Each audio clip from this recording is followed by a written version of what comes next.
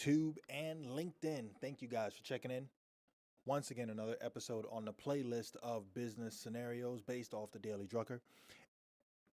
With this one, it has the conversation. The conversation is: Are you a good judge of people? Okay, are you a good decision maker with people? Do you have a good judge of the people around you, right?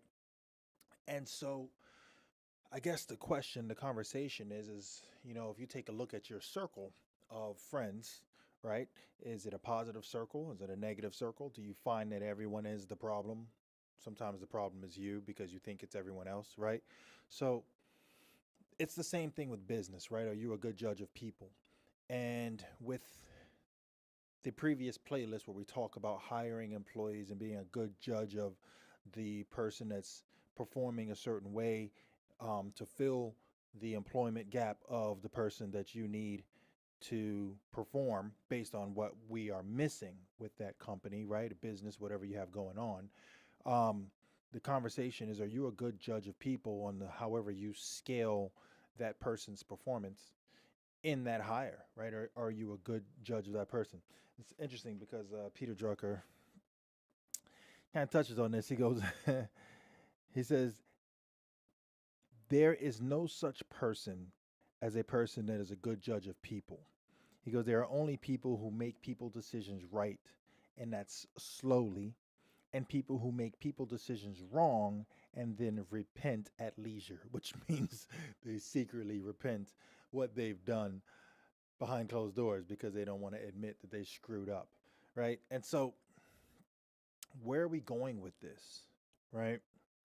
We understand that when hiring the wrong person for the right job, that if they screw up, you have quite a time period that you are going to have to, I had to click that button. I almost forgot to click that you're going to have to help them, right? You're going to have to fix everything and either help that person along, maybe you value them, or you got to get them out, right?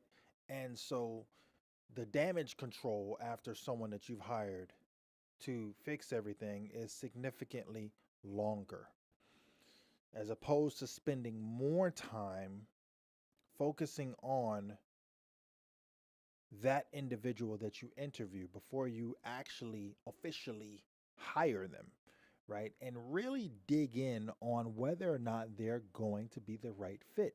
If you notice with a lot of companies, they are now hiring these third parties that have you complete like a test, right? And it's like an assessment, and it has all these different things or applications that you need to solve, right? Scenarios and so forth to see if you're a good fit.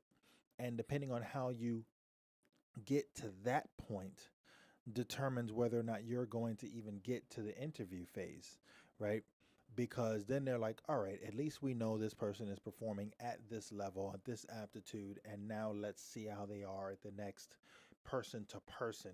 Let's see if they are just a weirdo, or you know what I mean? So that's how you get to that next point. It's a good way to weed out a lot of things, and having a system that involves no emotion.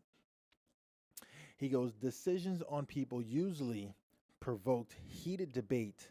And he's always talking about General Motors and a few other companies, if you guys notice in this playlist, because of these at the time were major hitters, okay, in the corporate entity. He goes, but on one occasion, the whole committee seemed to be agreed on one candidate. He had handled this crisis superbly, solved that problem beautifully, quenched yonder fire with great aplomb, when suddenly Mr. Sloan broke in. A very impressive record your Mr. Smith has, he said, but do you explain to me how he gets into all those crises he then so brilliantly surmounts? Nothing more was heard of Mr. Smith. However, on occasion, Mr. Sloan could also say, you know, all the things Mr. George cannot do, how come he got as far as he did? What can he do? And when Mr. Sloan was told, he would say, all right, he's not brilliant and not fast and looks drab, but hasn't he always performed? And Mr. George turned into the most successful general manager in a big division at a difficult time.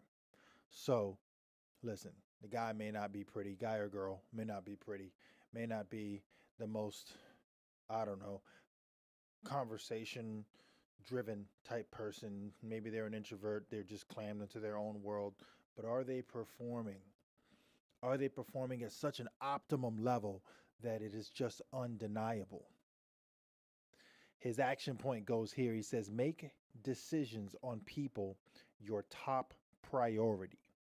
Spend more time on these decisions so that you will not have to repeat that decision again. And like he said, repent at leisure. All right. You got that one.